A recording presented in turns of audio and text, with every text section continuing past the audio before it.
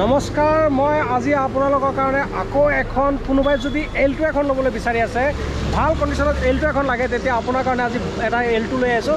আপোনালোকে চাওক, মোৰ পিছফালে এটা এল্টো আছে। এইটো দাদা আছে, দাদাৰ লগত আপোনালোকৰ এইটো ডিটেইলটো লৈ আছোঁ। দাদা, এইটো কিমান চনৰ হয় এনে গাড়ীটো? গাড়ীখন 2019 হয়। 19 গাড়ী, 19 মডেল হয়। ৰানিং মাত্ৰ 40,000 চলিছে। First 40,000 running.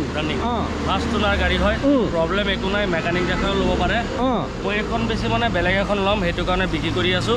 ছেকেণ্ড কথা, কোনোবা যদি KTM বাইকো আছে বা বুলেটো আছে, তাৰ লগতো এক্সচেঞ্জ হৈ যাব। এক্সচেঞ্জো হৈ যাব। মোৰ বাইক এখন দৰকাৰ, মই গাড়ীখন বিক্ৰী কৰি দিম। আৰু প্লাছ যদি গাড়ীখন পইচা দি ডাইৰেক্ট নিব বিচাৰে, 1,85,000 দিলে, 2,85,000ত মই গাড়ীখন দি দিম। অকণ কম বেছি হৈ যাব, কম বেছি নেগোচিয়েবল হৈ যাব। আৰু যদি কোনোবা বিচাৰে যে মোৰ বাইক এখন আছে বিক্ৰী কৰি ল'ম, সেই বাইকখন মানে বাইক লৈ আপুনি এক্সচেঞ্জো কৰিব পাৰিব। যদি কোনোবাই মানে এল্টো বিচাৰি আছে, মানে ভাল কণ্ডিশ্যনৰ এখন এল্টো লাগে, BXI হয়, মানে টপ মডেল।